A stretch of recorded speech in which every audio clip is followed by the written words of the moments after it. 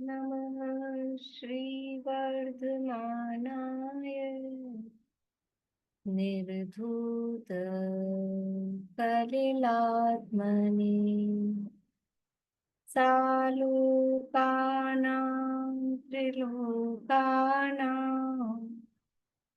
यद्विद्या तर्पणायते यद्विद्या तर्पणायते सकल पाप मल प्रक्षालक श्रीवर्धमान को करूँ नमन लोकालोक प्रकाशित करने जिनकी विद्या है दर्पण जिनकी विद्या है दर्पण।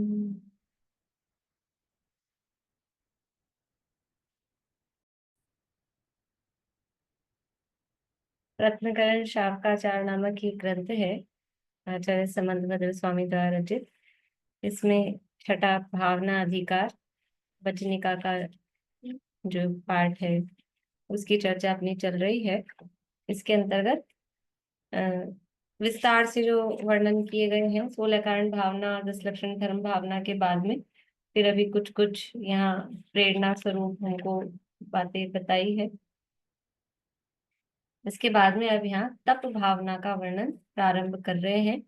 पेज नंबर 329, 329, 329 नंबर पेज है। तप भावना।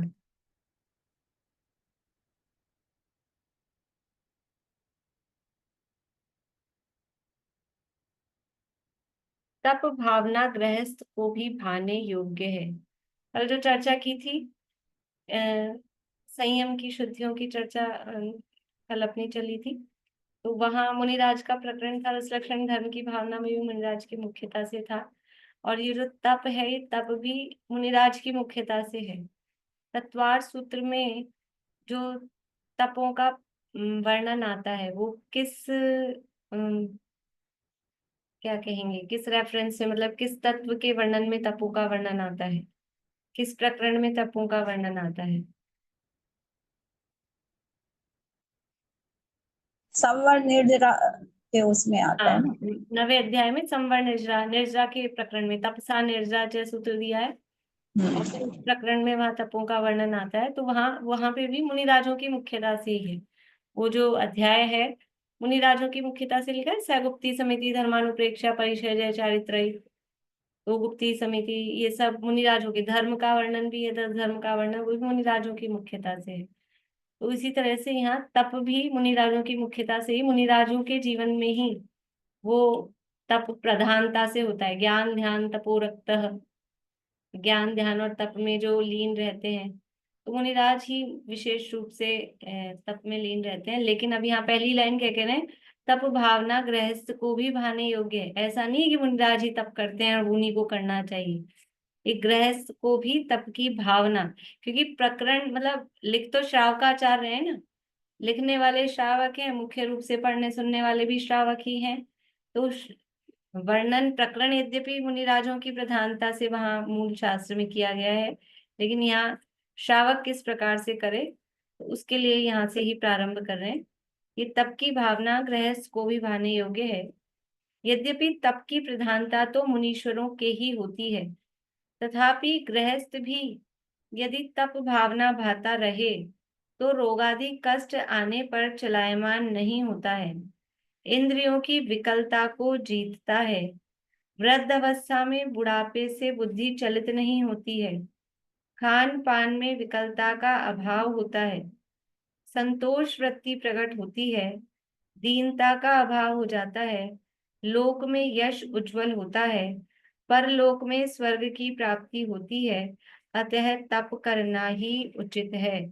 सबसे पहले ही यहाँ तप के समझ लो लाभ, तप करना क्यों आवश्यक है, उसकी आवश्यकता या लाभ वो यहाँ बता रहे हैं कि यद्यपि प्रधान रूप से तप मुनिराजों के जीवन में होता है, लेकिन यदि गृहस्थ भी तप की भावना भाता रहे। देखो, तप की भावना का मतलब ही है कि तप यथा योग्य जीवन में चलता रहे। कोई कहे कि भावना हमको लगता है भावना मतलब बस मन में विचार करते रहो, तो भावना का अकेला इतना अर्थ नहीं होता है। भावना का अर्थ परिणमन रूप भी होता है। जो ब्रह्मदेव सूरी हैं, बृहद्रव्य संग्रह की टीका में हमने देखा अनेक स्थान पर बृहद्रव्य ये ब्रह्मदेव सूरी और जयसेनाचार्य, वो तो भावना का अर्थ ही परिणमन रूप में ही भावना का अर्थ करते हैं। शुद्धोपयोग की भावना, आत्मस्वरूप में लीनता की भावना, वहां भावना मतलब वो उस रूप परिणमन होना, उसी रूप में वो अर्थ करते हैं। तो यहाँ पे भी तप की भावना का अर्थ केवल मन में भावना भाता रहे और काम नहीं करे, ऐसा नहीं है। तप की भावना का मतलब ये है कि यथा योग्य परिणमन रूप से भी तप करना चाहिए। तो यदि तप की भावना भाता है अर्थात तप करता है, भावना होगी तो ही कर पाएगा, बिना भावना के तो क्या ही करेगा। तो तप की भावना यदि गृहस्थ भी भाता है तो यथा योग्य अवसर पड़ने पर रोग आदि आ जाते हैं तो चलायमान नहीं होता है, क्योंकि ये भावना भाई हुई है ना, मतलब वो आदत में है, वो अभ्यास में है। तो कोई रोग आदि कष्ट आए तो भी चलायमान नहीं होता है, इंद्रियों की विकलता को जीतता है। इंद्रियों की विकलता मतलब इंद्रियों में कोई कमी आ गई है या इंद्रियों की पराधीनता वाली स्थिति है तो उसको जीतता है, उनके अधीन नहीं होता है। इंद्रियों में कुछ समझ लीजिए कोई फॉल्ट भी हुआ है, कोई तकलीफ भी हुई है, तो भी वो उससे विचलित नहीं होता है। वृद्धावस्था में बुढ़ापे से बुद्धि चलित नहीं होती है। तप आदि करते हैं तो वो यानी भावना वो रहती है, तो फिर बुद्धि चलित नहीं होती, अर्थात वो शारीरिक जो स्थिति है वो भी बराबर बनी रहती है, मानसिक संतुलन भी बना रहता है, इसलिए बुद्धि चलित नहीं होती है। खान पान में विकलता का अभाव होता है कि खान पीन में कोई कोई उसकी अधीनता हो रही हो, यही रसना इंद्रिय की वो अधीनता हो रही हो, उसका भी अभाव होता है। संतोष वृत्ति प्रकट होती है, दीनता का अभाव हो जाता है। लोक में यश उज्जवल होता है, परलोक में स्वर्ग की प्राप्ति होती है। यानी इस लोक में और परलोक में, दोनों ही लोकों में ये लाभ होता है, अतः तप करना ही उचित है। ये उसकी आवश्यकता बता के अब बता रहे हैं। तप दो प्रकार का है, एक बाह्य एक अभ्यंतर। बाह्य तप के 6 भेद हैं, अनशन, अवमौदर्य, वृत्ति परिसंख्यान, रस परित्याग, विविक्त शय्यासन, काय क्लेश। ऐसे ये 6 प्रकार के बाह्य तप का वर्णन करते हैं। देखो पहले मेरे ख्याल से लगभग सभी का ही पहले पढ़ा हुआ प्रकरण होगा। कौन है ऐसे जिन्होंने ये 12 तपों के भेद प्रभेद पहले नहीं पढ़ रखे हैं? सबके ही पढ़े हुए हैं ना, तो वो तो हमने पढ़े हुए हैं, सरल है बातें, अपन ज्यादा उसमें व्याख्यान नहीं करेंगे, रीडिंग करेंगे। लेकिन बाह्य तप को बाह्य तप क्यों कहते हैं? बाह्य तप और अंतरंग तप ये क्यों कह रहे हैं? कि जो अनशन अवमौदर्य वृत्ति परिसंख्यान ये जो है ना, ये बाहर से ही दिखते हैं। कि आज आप एक आसन कर रहे हो, कि आज आपने बिल्कुल भी भोजन नहीं किया, तो बाहर से लोगों को दिखता है कि भोजन ही नहीं किया है, कि एक आसन किया है, कि ये रस छोड़ के किया है, कि कोई नियम प्रतिज्ञा लेके किया है, इस तरह से। तो जो बाहर से ही लोगों को दिखाई दे कि ये तपस्वी है, से समझ में आए, इसलिए वो बाह्य तप कहलाते हैं। और अंतरंग तप कि अब स्वाध्याय कर रहे हैं तो बाहर में वो कोई ऐसा नहीं दिखेगा किसी को कि इसने कुछ किया।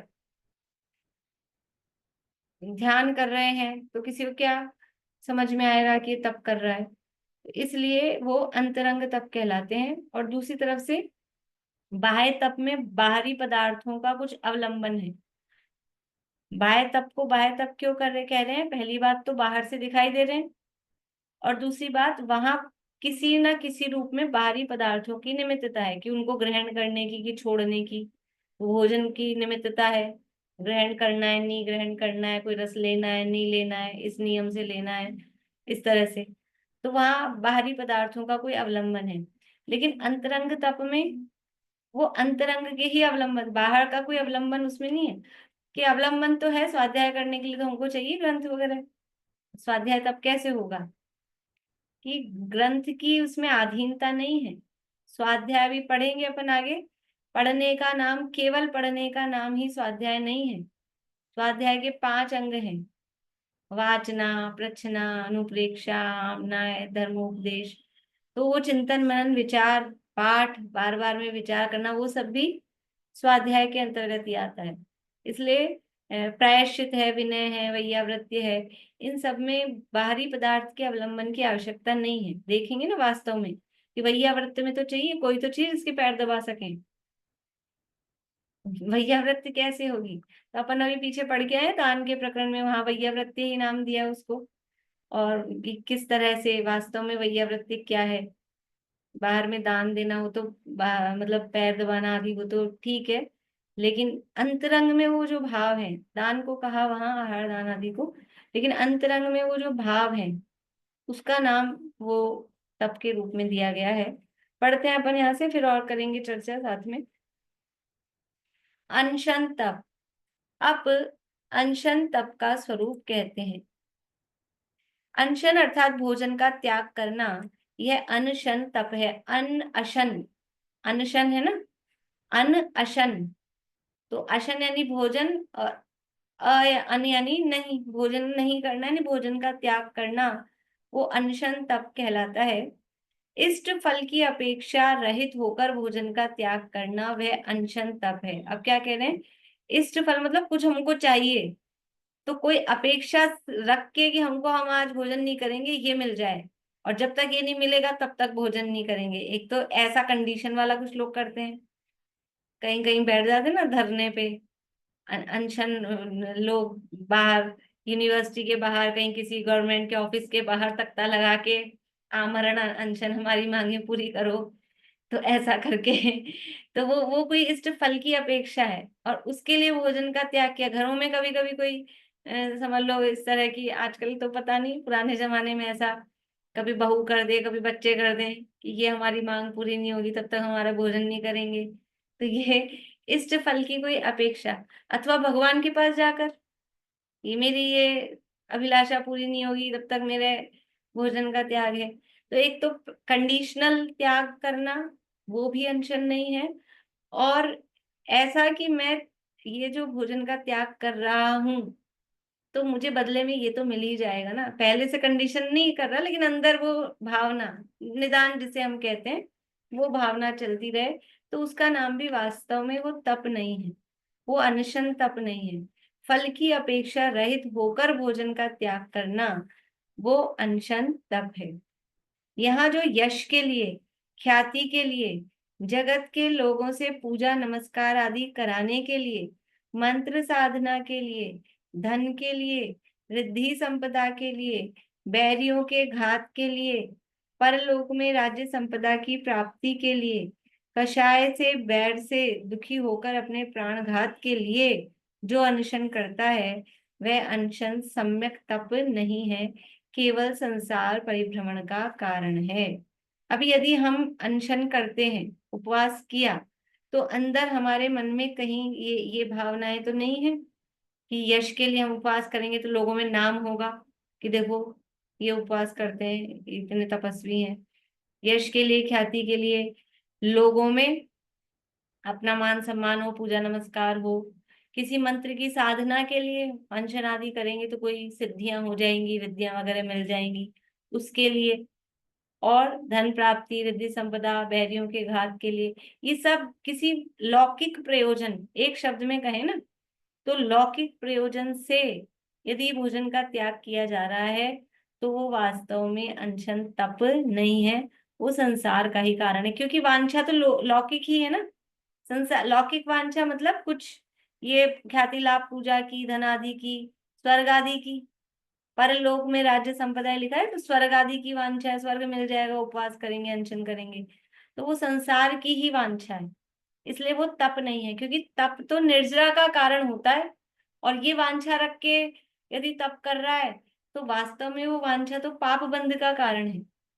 तो यहाँ तो पाप ही बंध रहा है, पुण्य भी नहीं बंध रहा है, तो फिर संसार से छूटेगा, छूटेगा कैसे? इसलिए वो सम्यक तप नहीं है। जो इंद्रियों के विषयों की लालसा घटाने के लिए, छह काय के जीवों की दया के लिए, अभी ऊपर वाले पैराग्राफ में कहा था किस प्रयोजन से यदि कर रहा है तो वो सम्यक तप नहीं है। अब यहाँ कह रहे हैं कि किस प्रयोजन से करना चाहिए, सम्यक तप कब होगा, क्या प्रयोजन होना चाहिए।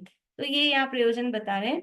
इंद्रियों के विषयों की लालसा घटाने के लिए, छह काय के जीवों की दया के लिए, राग भाव घटाने के लिए, निद्रा को जीतने के लिए, कर्मों की निर्जरा के लिए, ध्यान की सिद्धि, कर्मों की निर्जरा के लिए, यहाँ भी कॉमा हो जाना चाहिए, ध्यान की सिद्धि के लिए, देह का सुखियापना मिटाने के लिए उपवास आदि करता है, वह अनशन तप है। अब क्यों करना अनशन, कि जो विषयों की लालसा रहती ना, अभी नियम नहीं लिया कुछ भी, तो आते जाते मुंह में कुछ भी, लेटर बॉक्स कुछ भी डाल लिया, कभी कुछ खा लिया कभी कुछ खा लिया। तो ये जो इंद्रियों की विषयों की, क्योंकि कुछ दिख जाता है तो बस चलो खा लो, ये खा लो वो खा लो।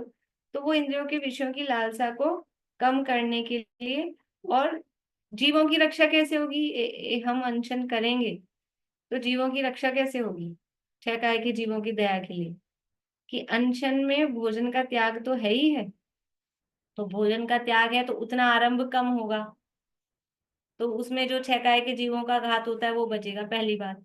और इतना ही नहीं है अनशन अकेला भोजन का त्याग मात्र, उसकी पूरी प्रोद्योगपास के समय अपन ने पढ़ा था कि स्नान का भी त्याग है, और श्रृंगार का भी त्याग है, और सारे कामों का भी त्याग है। मतलब बाहर में जितने भी तरह से जो भी आरंभ है, आरंभ का त्याग है वास्तव में। तो अन्य प्रकार से भी जो आवागमन वगैरह करना है और जो सब है, तो वो आरंभ से बचेगा तो छह काय के जीवों की उसमें रक्षा होगी ही। इसलिए कहा कि छह काय के जीवों की दया के लिए, राग भाव घटाने के लिए, कि हमको जो विषयों में राग बढ़ रहा है, भोजन आदि के प्रति राग बढ़ रहा है, उसको घटाने के लिए, निद्रा को जीतने के लिए, क्योंकि भोजन नहीं करेंगे, भर पेट ठूस ठूस के भोजन करते हैं तो निद्रा आती है, गर्मी के दिनों में ऐसा भोजन करके बैठो तो प्रमाद आता है। तो वो भोजन का त्याग करते हैं निद्रा को जीतने के लिए। और कर्मों की निर्जरा के लिए, कि तपसा निर्जरा क्या है, तो पाप कर्मों की तो निर्जरा उसमें होती ही है, विशुद्ध भाव पूर्वक करें तो। देह का सुखियापना मिटाने के लिए, शरीर को कैसा है कि हमने कंफर्ट जोन में रख रखा है, जब जो चाहिए वो दे दें, आराम से बैठते हैं, आराम से एसी कूलर पंखा चला के और ये वो सब। तो अनशन जब करते हैं तो इन सभी विषयों का त्याग होता है, अकेला रसना इंद्रिय के यानी भोजन का ही त्याग नहीं है, पांचों इंद्रियों के विषयों का त्याग। तो शरीर का जो मतलब ये कंफर्ट रहने की जो आदत है, उस सुखियापने को मिटाने के लिए ये अनशन किया जाता है। अनशन तब दो प्रकार से किया जाता है, एक काल की मर्यादा से होता है, दूसरा यावत जीवन के लिए होता है। अभी काल की मर्यादा से नॉर्मल अपन जो करते हैं, मतलब जो चलता है वो काल की मर्यादा वाला है, एक दिन का, दो दिन का, तीन दिन का, 10 दिन का, ये काल की मर्यादा से। और यावत जीवन अर्थात जो अंत में समाधि मरण के समय जो भोजन आदि का पूर्ण रूप से त्याग किया जाए, वो यावत जीवन वाला त्याग है। सभी मनुष्य दिन में 2 बार भोजन करते हैं, उसमें प्रातः का एक बार भोजन करना, संध्या का दूसरी बार भोजन का त्याग करना, वह भी अनशन है।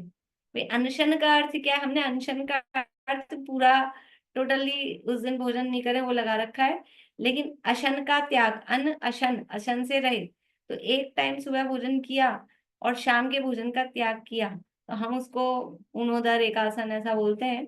लेकिन वो भी एक टाइप का अनशन है, क्योंकि नॉर्मली 2 बार भोजन कर रहे हैं, तो एक बार के भोजन का त्याग किया ना, तो वो अनशन है। बच्चे हमारे पहले ऐसा बोलते थे, जैसे वो तो बच्चों की बात है, लेकिन सुबह भोजन कर लिया और शाम को पूछा क्या बना है, कि घिया की सब्जी, तो शाम को मेरा उपवास है। तो हंसते थे हम, अभी हंस रहे हैं कि सुबह तो पूरा खा लिया बार बार में, और अब कह रहे शाम को मेरा उपवास है, लेकिन यहाँ लिखा है कि शाम के भोजन का अगर त्याग कर रहे हैं तो वो भी एक प्रकार का अनशन है, मतलब एक टाइम के भोजन का त्याग कर रहे हैं तो वो अनशन है। अब है पहले दिन एक बार भोजन करके दूसरी बार के भोजन का त्याग, दूसरे दिन के दोनों बार के भोजन का त्याग, तथा अगले पारणा के दिन एक भोजन का त्याग कर एक बार जीवना, वह 4 भोजन के त्याग रूप चतुर्थ है, इसी को उपवास कहते हैं। देखो, चतुर्थ इसको बोलते हैं चतुर्थ उपवास, मतलब ऐसा शब्द आता है। अभी अगला वाला जो आएगा उसको षष्ठोपवास बोलेंगे। तो एक टाइम का भोजन त्याग किया उसको अनशन कह रहे हैं। और 4 टाइम के भोजन का त्याग किया, 4 टाइम के भोजन का मतलब कंटिन्यूस 2 दिन नहीं, पहले दिन एक टाइम का, दूसरे दिन दोनों टाइम का, तीसरे दिन फिर एक टाइम का, ऐसे 4 टाइम के भोजन का त्याग किया, जिसे हम प्रोषदोपवास कहते हैं। उसको यहाँ पर चतुर्थ उपवास ऐसा शब्द नाम दे रहे हैं। भोजन के त्याग रूप चतुर्थ है, इसी को उपवास, नॉर्मली उपवास किसे कहते हैं, इसी को उपवास कहते हैं। प्रोषदोपवास या सामान्य रूप से उपवास भी जिसे कहा जाता है, तो उसमें 4 टाइम के भोजन का त्याग होता है। ये उपवास का उत्कृष्ट स्वरूप है। अकेले 2 टाइम का जो करते हैं कि शाम, पहले दिन शाम को 7 बजे तक खाते रहे कि खा लो, कल उपवास है, और फिर दूसरे दिन त्याग किया भोजन का, और अगले दिन पारना के दिन सुबह 6 बजे से चालू हो गए, उसको वास्तव में वो भी मतलब वो उत्कृष्ट रूप से उपवास नहीं है। तो उत्कृष्ट उपवास की विधि क्या है कि पहले दिन एक आसन एक टाइम यानी शाम का त्याग किया, फिर अगले दिन दोनों टाइम के भोजन का त्याग किया, और फिर पारना वाले दिन पारना करके फिर वापस शाम के भोजन का त्याग किया। ये चतुर्थ रूप उपवास है। 6 भोजन के त्याग को 2 उपवास कहते हैं। यानी 2 दिन का जो उपवास है, 6 भोजन का त्याग, षष्ठोपवास उसको बोलते हैं। शास्त्रों में शब्द मिलेंगे विशेष रूप से। अ, शुद्ध पंचमी वाली कथा में भी शायद ये शब्द मिल जाएगा। अदरवाइज जैसे तीर्थंकर आदि के भी जो पारने वाले आते हैं, तो षष्ठोपवास, क्योंकि वो 2 दिन के उपवास के बाद वो पारना करते हैं, तो वहां पे भी षष्ठोपवास शब्द आ जाता है। तो ये षष्ठोपवास का मतलब क्या है, 6 दिन का उपवास नहीं, 6 टाइम के भोजन का त्याग, वो षष्ठोपवास कहलाता है। तो पहले दिन एक टाइम का भोजन का त्याग किया, फिर दूसरे दिन 2 टाइम का भोजन का त्याग, तीसरे दिन फिर से 2 टाइम के भोजन का त्याग, और फिर चौथे दिन पारना वाले दिन एक टाइम के को पारना करके फिर एक टाइम के भोजन का त्याग। इस तरह से ये 6 भोजन का त्याग, वो षष्ठोपवास। उपवास हुआ अपनी तरफ से देखें अपनी बोलचाल में तो 2 दिन का उपवास, उपवास पूरा पूरा जो हुआ वो उसमें 2 दिन का हुआ, लेकिन भोजन 6 टाइम का गया, तो वो षष्ठोपवास कहलाता है। 8 भोजन के त्याग को तेला कहते हैं। अब तेला क्या है, हम बोलेंगे 3 दिन का उपवास, लेकिन उसमें 3 दिन के उपवास में भोजन कितने टाइम का गया, 3 दिन का पूरा पूरा, 3 दूनी 6 बार का वो, और एक टाइम का पहले का, एक टाइम का अगले दिन पारना वाले का। तो ऐसे करके 8 भोजन का, समझ में आ गया। पहला दिन बोला जाता है धारणा, धारणा के दिन का एक टाइम का भोजन का त्याग, फिर 3 दिन के पूरे पूरे उपवास, तो वो 2 2 टाइम के, तो 6 हो गए और एक साथ, और पारना वाले दिन फिर एक टाइम के भोजन का त्याग। तो ऐसे करके 8 भोजन का त्याग, वो अष्टोपवास, उसको तेला बोलते हैं। 10 भोजन के त्याग को चौला कहते हैं। अब 10 मतलब 4 दिन का पूरा उपवास, और धारणा के दिन के एक टाइम का त्याग, और पारना के दिन के एक टाइम का त्याग। तो 4 दिन का पूरा उपवास, वो 8 टाइम का भोजन का त्याग हो गया, और एक एक टाइम का आगे पीछे का। तो ऐसे करके 10 भोजन के त्याग को चौला कहते हैं। इस प्रकार काल की मर्यादा रूप अनशन तप जानना, ये काल की मर्यादा लिए हुए कि इतने इतने टाइम का जो करते हैं, तो वो काल की मर्यादा वाला अनशन है। आयु के अंत में यावत जीवन भोजन का त्याग वह यावत जीवन अनशन है। आयु का अंत समय जब समझ में आता है, तो समाधि मरण की जो प्रोसेस है, प्रक्रिया है, उसमें भी पहले भोजन का त्याग करके दूध रखते हैं, फिर दूध का त्याग करके छाछ रखते हैं, फिर छाछ का भी त्याग करके गर्म पानी रखते हैं, फिर उसके बाद उसका भी त्याग कर देते हैं। तो अब जितना भी जीवन बचा है पूर्ण रूप से भोजन का त्याग, तो उसको बोलते हैं यावत जीवन त्याग, पूर्ण रूप से वो भोजन का त्याग होता है। इंद्रियों के उपशमन के लिए भगवान ने उपवास करना कहा है, इसलिए इंद्रियों को जीतने वाला मुनि भोजन करते हुए भी उपवास करने वाला जानना। देखो, उपवास का प्रयोजन क्या है कि इंद्रियों को जीतना, इंद्रियों को वश में करना। क्योंकि जैसे जैसे इंद्रियां मतलब डिमांड करती मतलब वो इंद्रियों को, वो विषयों की तरफ दौड़ती हैं, और वैसे ही विषय उनको उपलब्ध करा दिए जाएं, तो फिर अगर जब वो फिर से वो इंद्रियां विषयों को चाहती हैं और नहीं उपलब्ध कराएं, तो फिर वो हमको तकलीफ देती हैं। फिर वो कुछ ना कुछ समझ लो परेशानी उत्पन्न होती है।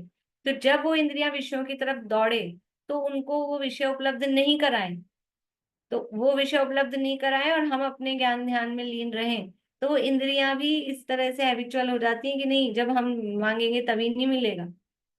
यद्यपि वो जड़ा चेतन है, भाषा ऐसी है, तो वो इंद्रियों का उपशमन उसको कहते हैं, इंद्रियों को जीतना कहते हैं। तो उपवास है वो इंद्रियों को जीतने के लिए किया जाता है। तो जो मुनिराज भोजन भी कर रहे हैं यद्यपि, लेकिन वो तो इंद्रियों को जीत ही रहे हैं, तो वो उनको भी उपवास करने वाला ही जानना। वास्तव में निश्चय से उपवास का अर्थ क्या है? उपवास, उप यानी समीप में, निकट में, वास यानी रहना। तो जो अपने आत्म स्वरूप के निकट रहते हैं वो उपवास करते हैं। तो मुनिराज अपने आत्म स्वरूप के निकट रहते हैं, इसलिए वो उपवास करने वाला उनको जानना चाहिए। देखो आगे क्या कह रहे हैं। जो उपवास करते हुए भी इंद्रियों को विषयों से नहीं रोकता है, आरंभ करता है, कषाय रूप प्रवर्तता है, उसका अनशन तप निष्फल होता है, कर्मों की निर्जरा नहीं करता है। बाहर में तो उपवास किया, भोजन का त्याग किया, लेकिन इंद्रियों के विषयों में लिप्त रहा, आरंभ करता रहा, कषाय करता रहा, तो उसका वो अनशन तप करना बेकार है, व्यर्थ है। वास्तव में अनशन किसे कहते हैं? कषाय विषयाहारो त्यागो यत्र विधीयते उपवासः स विज्ञेयः शेषम लंघन कम विदु। यानी पहले शब्द क्या दिया? कषाय, विषय और आहार। कषायों का त्याग सबसे पहले, विषयों का त्याग, और फिर उसके साथ में जो आहार का त्याग है, विषय कषाय के त्याग के साथ में जो आहार का त्याग है, उसको उपवास कहते हैं। बाकी खाली भोजन का त्याग किया तो वो क्या है कि वो तो लंघन का, वो तो लंघन है, प्राकृतिक चिकित्सालय वाले करा देते हैं। आज आपका लंघन है, कुछ नहीं खाना है तो पेट सही हो जाएगा, तो ऐसा वो तो बाकी लंघन है, वो तप नहीं है, और उससे कर्मों की निर्जरा भी नहीं होती। जिस प्रकार से वात पित्त कफादि विकार को प्राप्त नहीं हूं, अब वो अनशन कैसे करना, किसको करना, थोड़ी सावधानी बता रहे हैं। रोग शांत हो, धर्म में उत्साह बढ़ता रहे, उस तरह अपने परिणामों की विशुद्धि की वृद्धि चाहते हुए, देश के अनुकूल, काल के अनुकूल, आहार पानी की योग्यता के अनुकूल, कुटुंब आदि की सहायता के अनुकूल, सहनन के अनुसार, जैसे शरीर विकार को प्राप्त नहीं हो, वैसे श्रावकों को भी अपनी शक्ति के अनुसार अनशन तप अंगीकार करना श्रेष्ठ है। कि क्या आपने अनशन की इतनी बात महिमा बता दी, तो अब हम तो अनशन करेंगे, तो ऐसे कह रहे हैं? ऐसे नहीं। यदि अनशन करने से, अत्यधिक अनशन करने से शरीर में वात पित्त कफ आदि का विकार हो जाता हो, फिर रोग उत्पन्न हो जाए, परेशानी हो जाए, तो ऐसे नहीं करना। जिस प्रकार से भी अपने वात पित्त का, मतलब शरीर का जो अंतरंग संतुलन है, वो नहीं, मतलब वो बिगड़े नहीं, रोग बढ़े नहीं, रोग शांत हो, मतलब कि उपवास कर लिया और कोई इसी तरह की तकलीफ है कि उसमें भूखे रहने से और तकलीफ बढ़ जाती है, ऐसा नहीं, रोग शांत रहे उस प्रकार से। धर्म में उत्साह बढ़ता रहे, ये तो शरीर की परिस्थिति बताई, वात पित्त कफ और रोग। अब खुद के अंदर की परिस्थिति क्या, कि खुद बाहर में तो अनशन कर लिया और फिर धर्म में मन नहीं लग रहा है, आलस आ रहा है, प्रमाद आ रहा है, तकलीफ लग रही है, पड़े रहने को मन हो रहा है, वो नहीं। धर्म में उत्साह बढ़ता रहे, अनशन करके ये विचार नहीं है कि आगे से नहीं करेंगे बाबा, इस बार किया तो किया, अब कभी नहीं करेंगे, ऐसा नहीं। फिर उसमें उत्साह आए कि अरे अब कब मौका मिलेगा, फिर करें, ऐसा धर्म में उत्साह बढ़ता रहे उस तरह, और अपने परिणामों की विशुद्धि की वृद्धि ये हो चाहते हुए, देश के अनुकूल, काल के अनुकूल, आहार पानी की योग्यता के अनुकूल। देश काल, बाहर में अब मौसम कैसा है, गर्मी का है, किस तरह का है, खुश्की बढ़ जाएगी अत्यधिक उपवास अनशन आदि करने से, विषय में तकलीफ होगी, तो ये सारा भी वातावरण देख के, जैसे बारिश के दिनों में, सर्दियों के दिनों में वो सहज हो जाता है, और जेठ का महीना हो, गर्मी के दिनों वो तकलीफदायक होता है। तो ये देख कर, अपने योग्यता को देखकर, और देखो क्या बात करें, कुटुंब आदि की सहायता के अनुकूल, ये गृहस्थों के लिए बता रहे हैं बात, मुनिराजों के लिए नहीं है ये बात। कि हम, अब किसी ने समझ लो कोई अकेला है घर में, दो ही लोग हैं, हस्बैंड वाइफ मान लो। अब वो कहे कि नहीं हम तो, और कोई ज्यादा कोई रिश्तेदार और कोई ऐसे नहीं है, अब वो 10 दिन के उपवास कर ले, 15 दिन के उपवास कर ले, 1 महीने के उपवास कर ले, कर तो ले, लेकिन अब फिर बाद में आपको, अभी तो कर लिए, अभी भी काम चाहिए, मतलब संभालने वाला, और बाद में फिर और ज्यादा, सबको मालूम है, तो बाद में ज्यादा केयर की वो मतलब जरूरत हो जाती है, पालना करने के बाद और स्थिति ऐसी रहती है। तो वो अनुकूल कोई कुटुंब में है ही नहीं, और फिर करके बीमार होके पड़ जाए तो, और या फिर ऐसा हो कुटुंब में विरोध में हो, वो पसंद नहीं करते हो, और वो धर्म के प्रतिकूल हो जाए कि आप ऐसा ऐसा करके बैठ जाओ, तो वो सारी भी बातें देखना। कुटुंब आदि की सहायता के अनुकूल, सहनन के अनुसार, शक्ति कितनी है आपकी, शरीर में ताकत कितनी है, खाली भावना में बहकर, भावुकता में आकर नहीं, अपने शरीर की स्थिति देखकर, जैसे शरीर विकार को प्राप्त नहीं हो, शरीर में जिस तरह से भी अनुकूलता बनी रहे, वैसे श्रावकों को भी अपनी शक्ति के अनुसार अनशन तप अंगीकार करना श्रेष्ठ है। फिर भी क्या कह रहे हैं, श्रावक वैसे, मतलब ये सब देखकर, इसमें ही नहीं, अब इतनी बातें आपने कह दी, अच्छा हमारे तो शक्ति नहीं, हमारे तो ताकत नहीं, हमारे तो परिवार वाले साथ नहीं देते, अच्छा बताया हम तो करेंगे नहीं, ऐसा नहीं, कि यदि है अनुकूलता तो अपनी शक्ति के अनुसार अनशन तप अंगीकार करना योग्य है। अब है आगे अवमोदर्य तप। अवमोदर्य तप का स्वरूप इस प्रकार जानना। अवम अर्थात ऊन, अर्थात कुछ कम, अवम यानी कुछ कम, उदर में, अवम उदर, तो उदर का अर्थ करें जिसमें पूर्ण उदर से कुछ कम भोजन किया जाता है, उसे अवम औदर्य, अवम औदर्य यानी कुछ कम उदर, पेट पूरा भर भर के नहीं, पेट में जितनी जगह है उससे कुछ कम जो भोजन किया जाता है उसे अवमोदर्य तप कहते हैं। जितने उदर से भोजन से उदर पूर्ण भरता है, उतने से ऊन अर्थात कुछ कम भोजन करना, वह ऊनोदर या अवमोदर्य तप है। अवमोदर्य तप से इंद्रियों में, इंद्रियों का संयम होता है, भोजन की गृद्धता का अभाव होता है। अब ये अवमोदर्य तप है, इससे किस प्रकार से संयम होता है, कि देखो भोजन की थाली पे बैठना ही नहीं भोजन के लिए, वो तो एक बार चल जाए, मतलब कंपैरिजन कर रहे हैं उपवास में, अनशन में और अवमोदर्य में। आज हमने सोच लिया भोजन नहीं करना है, घुसना ही नहीं किचन में, बैठना ही नहीं, देखना ही नहीं, तो चलता है। लेकिन भोजन के लिए बैठना, थाली लग गई और आप 2 घास खाओ, 4 घास खाओ, फिर आपके आगे से थाली हटा लें कि बस, उसमें पुरुषार्थ ज्यादा है, उसमें विशेष पुरुषार्थ है।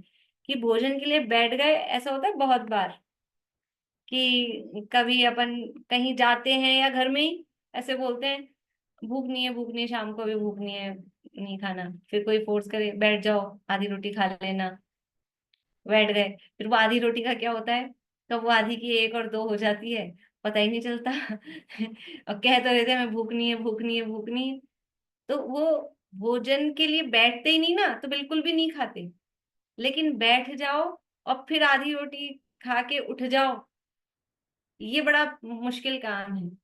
तो वो भूख से कम खाना, इसमें पुरुषार्थ ज्यादा है। अनशन के बाद अवमोदर्य को रखा है। और ये जो तप है उत्तरोत्तर बढ़ते हुए क्रम में है। अनशन से अवमोदर्य महान है, उसका कारण यही है, क्योंकि तप किसे कहते हैं, इच्छा के निरोध को तप कहते हैं।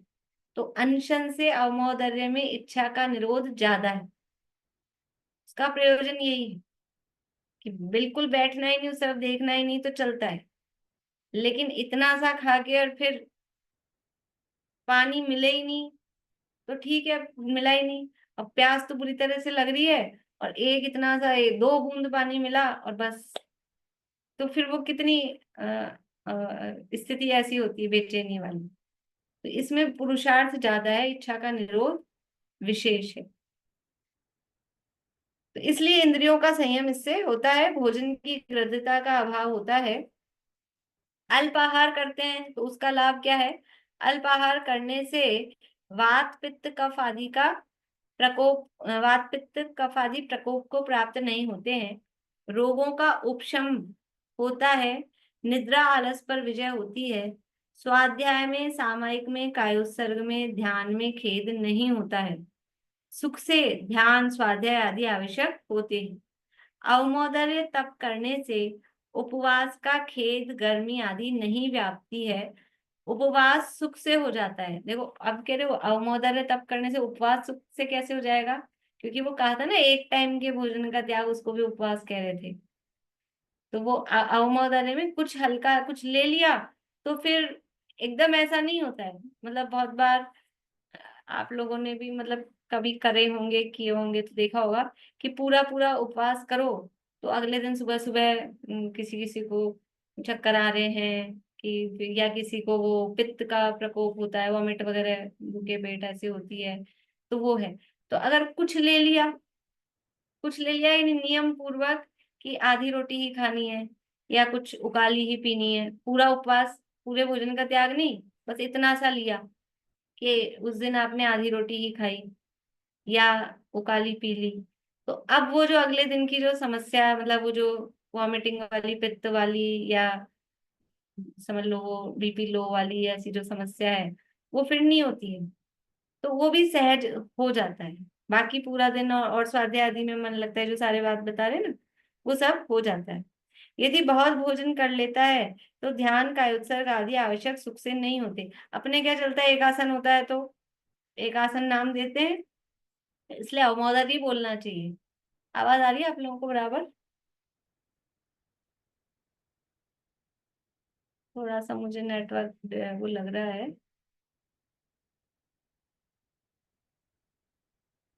तो अपन तो बोलते हैं एक आसन, तो एक आसन बोलते हैं और ठूस ठूस के भोजन करते। शाम को तो खाना नहीं है, खिलाने वाला भी खूब खिलाता है, खाने वाला खुद भी सोचता है कि खूब खा लो। वो वास्तव में तप नहीं है, उसका नाम है ऊनोदर, अवमोदर है, भूख से कम खाना। ये वहां कहा है। तो वो भूख से कम खाते हैं तो फिर ध्यान का अवसर आदि सुख से होते हैं। बहुत खा के बैठो तो प्रमाद आता है, नींद आती है, बैठा नहीं रहा जाता है, लेटने को चाहिए, ऐसी स्थिति हो जाती है। आलस, निद्रा प्रबल हो जाते हैं, प्यास बहुत लगती है, गर्मी की पीड़ा सताती है। ये सब इससे समस्याएं होती हैं। मीना चाची कुछ बोल रहे हैं? ये मैम इसमें ना, यदि बहुत भोजन कर लेता है तो ध्यान कायक सर्ग, ये दो बार है। एक में तो लिखा है सुख से हो जाता है और एक में लिखा है सुख से नहीं होते हैं। सेम ही लाइन जैसी है। यदि बहुत भोजन, ये गलत है एक लाइन, मतलब वो रिपीट हो गई है। ये यदि सुख। बहुत भोजन कर लेता है तो ध्यान, कायोत्सर्ग आदि आवश्यक सुख से हो जाता है। इस लाइन को काट दीजिए। हाँ, और फिर वही नीचे है पूछ ना, रही। यदि बहुत भोजन कर हाँ, लेता है तो ध्यान, कायोत्सर्ग आदि आवश्यक सुख से नहीं होते, वही ठीक है। Thank you, thank you. Hmm ये वो जो ऊपर था ना, सुख से ध्यान सा, वो मतलब वो टाइपिंग की मिस्टेक हो गई है। इसलिए इंद्रियों की लालसा आदि घटाने के लिए,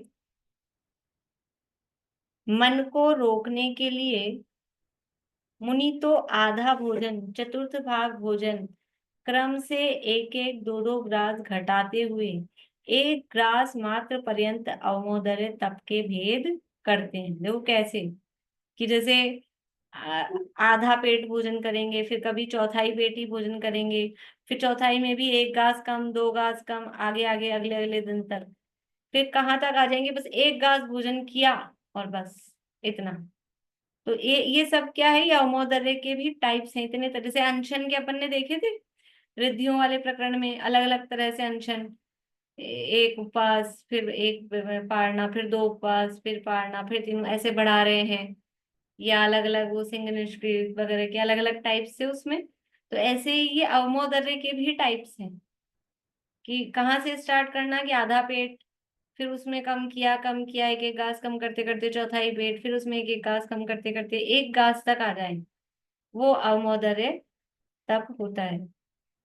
गृहस्थ श्रावक के लिए भी अंतराय कर्म के शिवोपशम के अनुसार प्राप्त हुए भोजन में संतोष करके भोजन की लालसा छोड़कर इच्छा के निरोध के लिए अवमोदर्य तप करना श्रेष्ठ है। गृहस्थ को भी जो अपने अंतराय कर्म के शिव दानांतराय कर्म के नहीं दान नहीं सॉरी लाभांतराय कर्म के शिवोपशम के अनुसार जो भोजन प्राप्त हुआ है तो उसमें जो मिला है उसमें संतोष करके और भोजन की लालसा छोड़कर, ये भोजन में ग्रद्धता नहीं हो, जो मिल गया बस वो जो कल 5 बातें बताई थी ना मुनिराज के संदर्भ में, कि गर्त पूर्ण खड्डा भरना है, कि उसमें तेल लगाना है, अक्षम रक्षण है, कि उदराग्नि प्रशमन है, इसलिए गृहस्थ को भी इसीलिए भोजन करना चाहिए, उसमें अत्यधिक लालसा वांछा लंपटता नहीं होनी चाहिए। इस प्रकार से ये अनशन और अवमोदर्य की चर्चा हुई है। शेष चर्चा आगे फिर करेंगे, अभी यहीं पूरा करते हैं। अभी तत्वार्थ सूत्र का पेपर डिस्कस करेंगे इसके बाद।